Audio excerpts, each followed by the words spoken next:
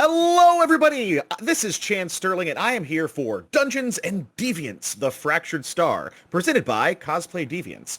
This is another part of our series interviewing the Deviants who are going to be part of our upcoming web series that you can back on Kickstarter. Please welcome Harlee Syn. Hey, Harlee.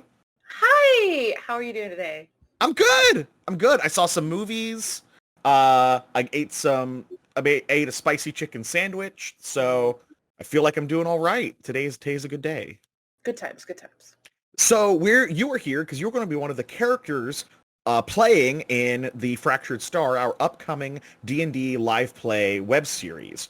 And so we wanted to talk to you a little bit so that way the people backing our show can know you a little bit and also kind of get a vibe for what the show's going to be like. So why don't you just tell us a little bit about yourself? Hi, I'm Harlee. My pronouns are they, them. That's very important to me.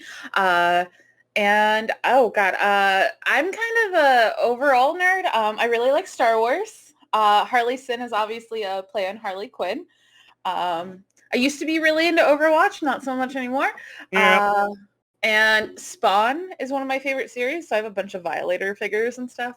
Having fun creeping through your backdrop because like I see there's like I think it's the Power of the Force or the fun like girls game or girls show Leia. I love the art style of that so much. I see her back there. I see a cute Jabba.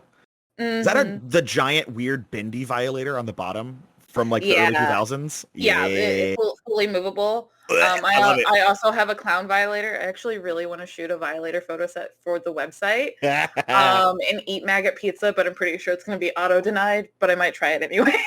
I mean, you're going to miss 100% of the shots you don't take, so. Absolutely, 100%, right there.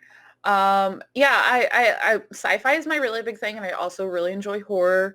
Anime a little bit. I'm kind of hit and miss on anime, but I just returned from Shoot Fest out in the Pacific Northwest, and Kanani convinced me to start watching Naruto.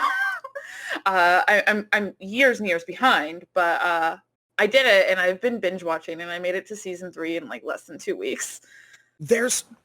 I have not seen a lot of Naruto, so it came about at a time that like it was peak annoy me as an anime fan at conventions. So like it just glossed past me. There were headbands everywhere, and I was like, no, Trigun's better, and I was just there. So my little brother was super into it. I was just like, And he was like, I really want to be like Sasuke, and I was like, no, don't, child. Yeah. And look at me now.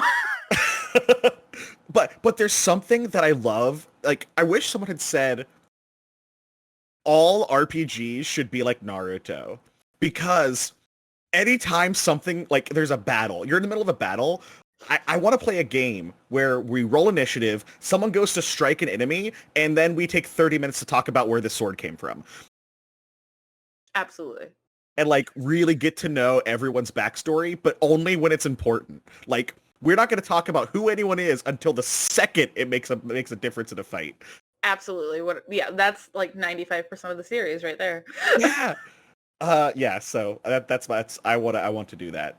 Maybe that will happen in this game. We'll see. Not nerding out. No.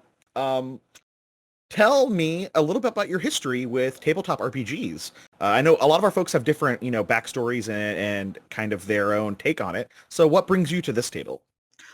So this will be the first time I play like something full out with like minifigs and everything. Like, my very first, I was 21 and my local brewery had a game night on Mondays, and this really awesome guy named Rich, he was running Apocalypse World stuff, and I believe they have like another series within that one called Dungeon World. Yep. But a fully D6 based system, and it really got me started into it.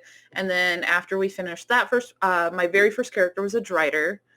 And then we played something a little bit more classic, and I was like just a ranger elf, super basic.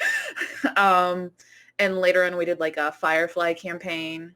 And other than that, it's just been a lot of like online playing with various friends. I did a whole murder hobo goblin setup with a bunch of us where our Goblin King was sending us out, and our Goblin King was just a picture of David Bowie as the Goblin King as Jareth. Awesome. That's so good. And our paladin would pray to him, and David Bowie would speak to us. It was great. That's great. I'm excited to have that. So knowing that you have Apocalypse World, that vibe as a background really hits with me because to me, that is like required reading for people that want to learn how to like role play, quote unquote role play. It just forces fun character interactions. Oh yeah, no, I had a great time. It was like I was the only femme presenting person at that table too. So I was given a very good and like open welcoming. One of the players actually was like my high school German teacher, slash my English Olympiad coach. All right. And so I learned how to play D&D while getting drunk with my German teacher. It was awesome. That's pretty great. That's awesome. So coming into this game, we are doing standard 5th edition Dungeons and Dragons. I say standard meaning like that's what most people expect from like a rules perspective. Our game's going to be a little wild, and part of that is some of our characters. So kind of tell me about what you are running. I am running a Fae-touched ranger. I'm a satyr. I really like goat legs. Really with my little goat legs, my little hooves, my little tail. Super excited. The little tail. I'm really excited. I'm other than my first ranger that I played years ago when I really didn't know what I was doing. This will be the first time I played a ranger in probably how badly do I want to age myself? Probably 6 or 7 years, I want to say. Sure. So I'm really excited to get back into a very undervalued class. Yes, I'm really excited that you're playing ranger because there's this like, I hate the stigma that like, you know, don't play ranger. Ranger's not good. Ranger's a bad class. And I guess if you are playing a like, we are just hunting monsters literally exactly by the book, it is what it is. But like, play the character you want to play. Ranger is a thing that's important. Like, Aragorn is a ranger. Like, it's in everything. Like, so I love that we're getting that ranger representation. Once it was brought up to me that we were doing like where we're trying to escape the world, I was like, Ranger's going to be really good because somebody's going to have to track things. Yes. Somebody's going to have to know where where we need to be going for something. We'll communicate with various things, and the Fae-touched part of it all like really has me like excited because I get a few additional perks. Yes, I'm excited to see those come up. So now one of the traditions we've had with all of these interviews is your opportunity to ask me either something about my background or something about the game. So do you have a question for me? Yes. Is there any mechanic or thing that you've really wanted to put into a game that you're not putting into this game, but you are like waiting for the right game to like put something in, like whether it be like a specific kind of creature or just like leading your people into certain doom for sure, like you like I'm killing all of you no matter what tonight, but is there anything you haven't done that you really want to do? There are two things that I really want to do. That one is I've got very, very close to doing, which is what people call a West Marches style game, which is where you just have a world and the world is not static. The world is dynamic and you just make a map. And so like the idea is like the world was ruined and now you guys are all exploring the world. But if it's you and your friend say, hey, we got 2 players tonight. Do you want to run a dungeon for 2 of us? We want to go west. And I go, yeah, sure. The 2 of you go west. Let's see what's west. And that what's west is now on the map. And then if next week 3 other players are like, hey, I'm free on Saturday night. We want to go south.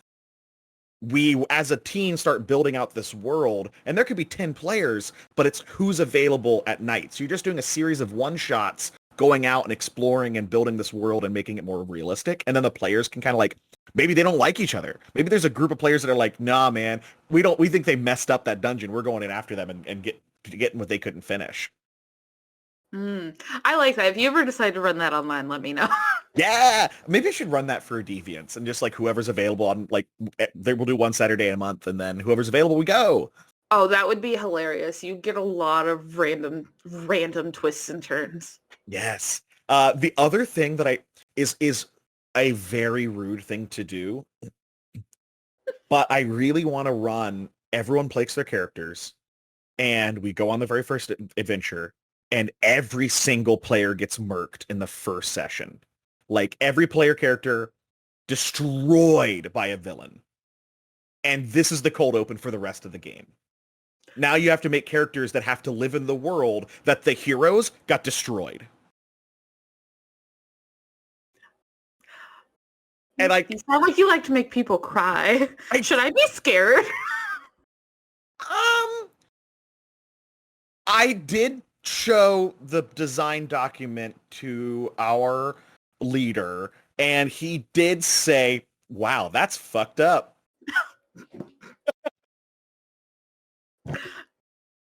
Oh, Lord. So I don't necessarily enjoy that, but I do want to make something memorable, and I want people to care. And if people get sad, that means they cared. If you're watching this, please light a candle for us. We'll see how that goes. Yeah, that's what I got. So, do you have anything you'd like to say to folks here at the end before we sign off? A couple things. One, I hope you're all prepared for the amount of terrible dad jokes that me, Sybil, and Rain are going to throw at you. And I'm sure Bunny, Jade, and Lizzie are going to join in on that because they seem the type from the few interactions we've all got to have together. Puns also, for days. Puns for days. All the puns.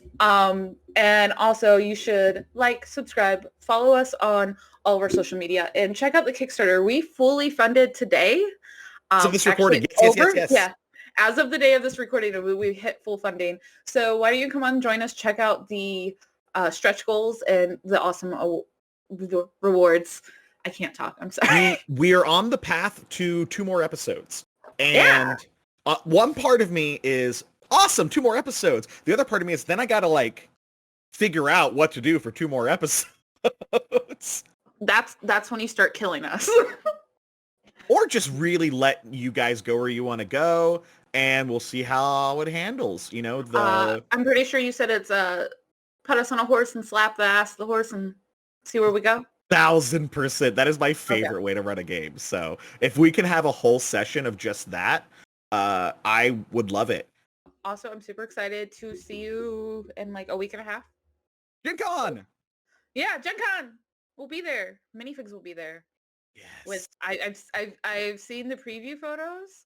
I haven't seen the preview photo of mine fully painted, but I've seen the back of mine. I've seen my tail. Yeah, it was like a I don't know, an Easter egg hiding in the background. Yeah, just a little bitty tail and a bow. Awesome. So. Well, Harlee, thank you so much for joining us. You did half of my work with the liking, sharing, and subscribing. So I'm just going to say thanks, everybody. Check us out. Dungeons and Deviant, The Fractured Star, brought to you by Cosplay Deviants. My name is Chan Sterling, and we hope to hear from you soon. See ya later. Bye.